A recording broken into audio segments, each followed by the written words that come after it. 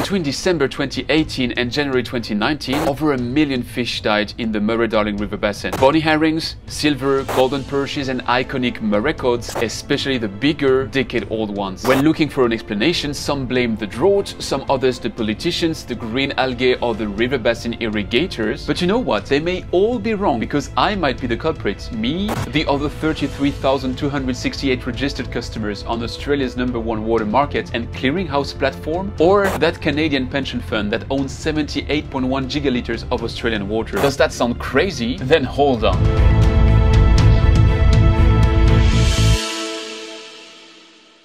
The Murray-Darling is Australia's largest river system. Flowing across 4 states, it irrigates a river basin home to almost 3 million inhabitants and produces 40% of Australia's food. But even the largest river of an arid continent is still quite water scarce. And just give a sort of sense of scale. So more water flows through the Amazon in a day than flows in the Murray in a year. Scott Hamilton is a researcher and policy advisor. He just released a book he wrote with Stuart Kells, Sold Down the River. There's a link in the description. That's a massive difference. If irrigation on the Murray River has a 70,000 years history, the first modern attempt at it was found in the 1880s when farmers fought a severe drought with water trains. This led to the building of the first reservoirs, weirs and channels under the direction of Alfred Deakin, Victoria's chief minister at the time. The entire water supply and irrigation scheme was inspired by Deakin's investigation trip in the US, emulating the approaches he had discovered in Arizona, California, Colorado, Kansas or Nevada. His Irrigation Act aimed at maximizing the yield of the Murray-Darling's best soils located upstream of the Barma Choke, a kind of natural bottleneck that separates the river in two. Deakin's legacy wouldn't stop with the irrigation infrastructure and water allocations. He also warned everyone. The right to use water should adhere in the land to be irrigated, and water rights should go with land titles. That's common sense. Come on, who would go against this?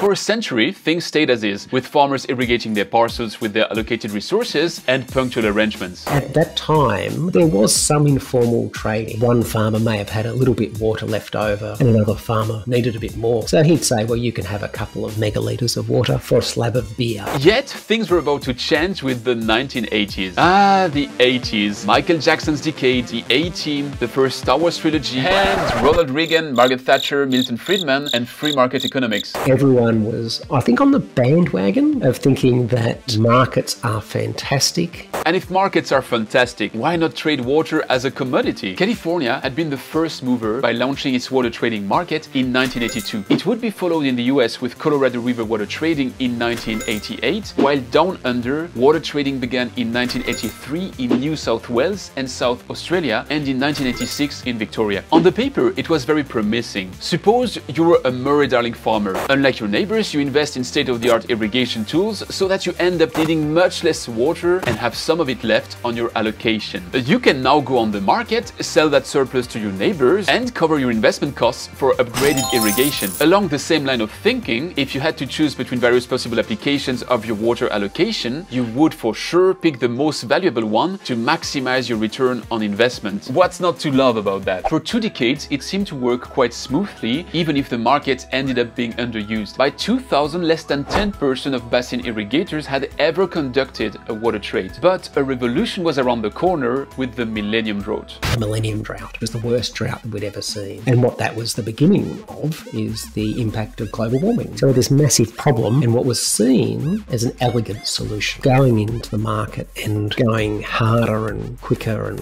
further than any other nation, we thought that we'd be able to deal with this problem. Remember Deakin's recommendation not to separate water from land? Well, from 2004 on, this was history. Water rights were unbundled into 4 separate components. In 2007, water was officially uncoupled from the ground in Victoria, followed by South Australia in 2009, while it took New South Wales 14 years from 2004 to 2018 to fully cut the cord. And God, was it efficient! By 2015, 78% 98% of basin irrigators had now conducted at least one water trade. Right, but that still doesn't explain how a Canadian pension fund ends up being the largest owner of Australian water. And what is probably more of a problem was the actual allowing other players to come into the water market. You could own and trade that water now. That means that people who are very sophisticated, the boiler rooms and Enrons of the world, starts to think maybe I can have some arbitrage about this water trading. What we created was a paradise for arbitrage.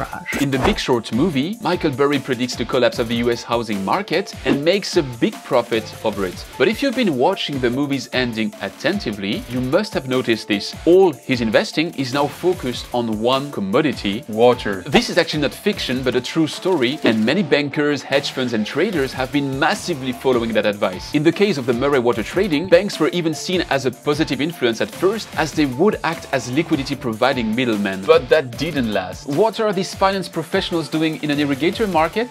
Well, what they know best, buying when the market is low and selling when it's high. This arbitrage Scott mentioned seconds ago. We changed the market fundamentally from being a natural resource market into a financial commodity market. We've created this opportunity worth literally billions of dollars for hedge funds and the smartest guys in the room. One of the worst things about this part of the story is that we then didn't regulate them. When it launched, the Australian water market wanted to emulate the US approach. Indeed, you can go to Wall Street and actually buy water. Water is not traded per se on Wall Street. What is traded is its future price. Remember Nicolas Ravello? He's the founder of White Stag Investing. Let's say you take a microbrewery in California, right? These guys need water to craft their IPAs. With the droughts going on, they might not be sure to get this kind of water. What they can do is go to these exchanges and get a water delivery contract. They buy the water today to be delivered in 2 years. So you see, the US were confident enough in the markets to trade water, but still place some limitations as you don't directly trade the physical good and as water and land never got unbundled. But those limitations literally exploded in Australia as everything that was left in terms of regulations gradually vanished after the unbundling of water from land. For instance, interstate transfers were eased up, then deregulated. And water trading didn't happen just on one platform, but on over 30, with 70 different water market products available and off-market trades over water brokers to spice things up. You can have markets and they can be useful, which we would still say now, but you've got to have integrity behind those markets. You've got to have fair playing fields. You've got to have good information. And was that the case on that market? Not at all. On one end, you had professional traders armed with bots, tools,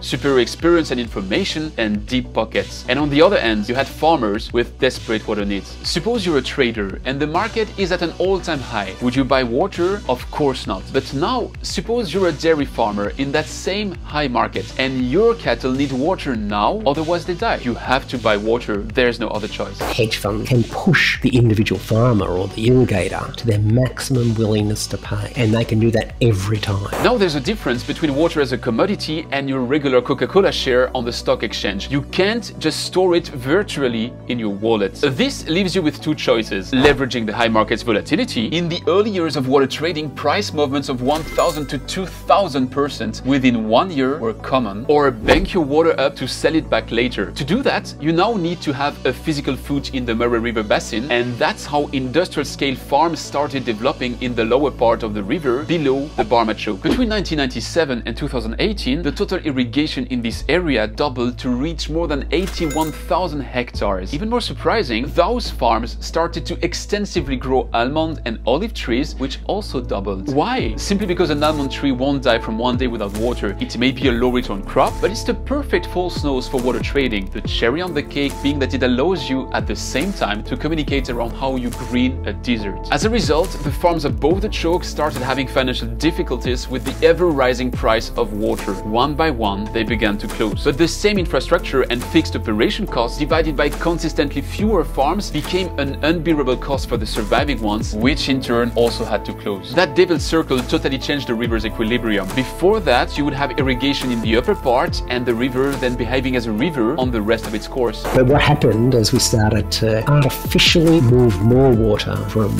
above the choke down to below the choke, we had this cold water pollution. So because you're taking the water from the bottom of the can. It's not the right temperature in order for fish to spawn. To understand how this exactly led to that million fish dying downstream, we have to understand a river management mechanism called low flow. There were times in the year where the river was fully dry, and so fishes were dying every year.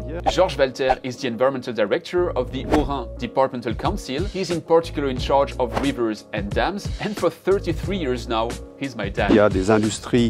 As industries needed that water to cool down their processes, they also had to stop. Treated wastewater discharge was also becoming problematic, as without dilution, it was poisonous for aquatic life. To avoid this, we are adding water during the entire dry season, which usually lasts from June to November.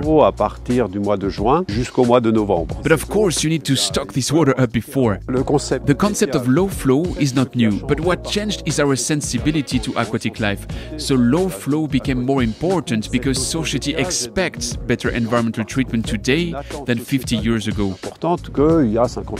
New regulations were introduced as well, but in our case, we didn't wait for them. There was a collective will to invest in bettering the environment. And let's be honest as well, if we were only driven by financial indicators, nature and the environment would probably not be privileged. The thing is that when they first designed the Murray-Darling water market, the regulators didn't include any water provision for low flow. They hoped the market would regulate itself and sufficient amounts of water would keep flowing at any point in time. When they realized this wasn't happening, they entered the market on behalf of the environment, spending, for instance, $3 billion in 2008 to buy water and water licenses. The Murray-Darling Basin plan followed in 2012 with a $13 billion investment to recover another 2,750 gigaliters for the environment. But already in 2008, Senator Barnaby Joyce expressed how limited of an impact this would have. This purchase is probably not going to do very much, if anything at all, to relieve the pressure on the lower lakes, aka exactly where those beautiful maracos ended up belly up. Without sufficient environmental allocations, the river had stopped flowing, which spurred a blue-green algae bloom. When cold water from the uphill dams reached these areas, the sudden change in temperature killed the algae, which dropped to the river's bottom and sucked all the oxygen. The trapped fishes had nowhere to go and suffocated in place, killing 1 million of them according to the official count. Between October 2019 and May 2020, over 60 fish deaths events like this one have been reported to the Basin Authority, and this extends to the overall food chain, with water bird populations reduced by 70% over the era of water trading. And just when you think it couldn't get worse, there was still another consequence to the shift in river flows. And the other sort of issue that happens there is you actually have to force a lot more water through this part of the river system, and that has massive impacts in terms of scouring of the bank. The local indigenous group in this area had to move a burial ground because the bodies started to come up.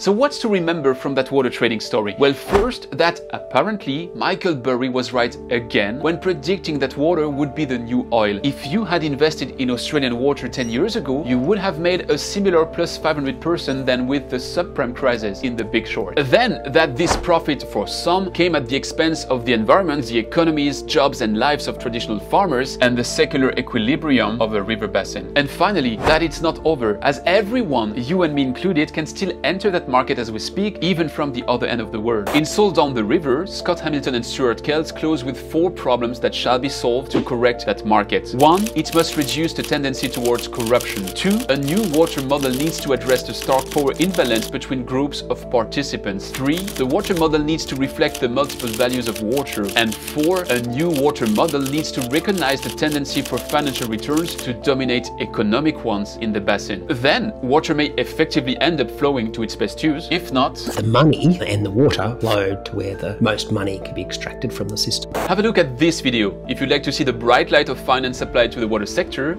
and if you'd like to further explore the topic of water trading in Australia, listen to my full interview with Scott and get a copy of his book. The links are in the description.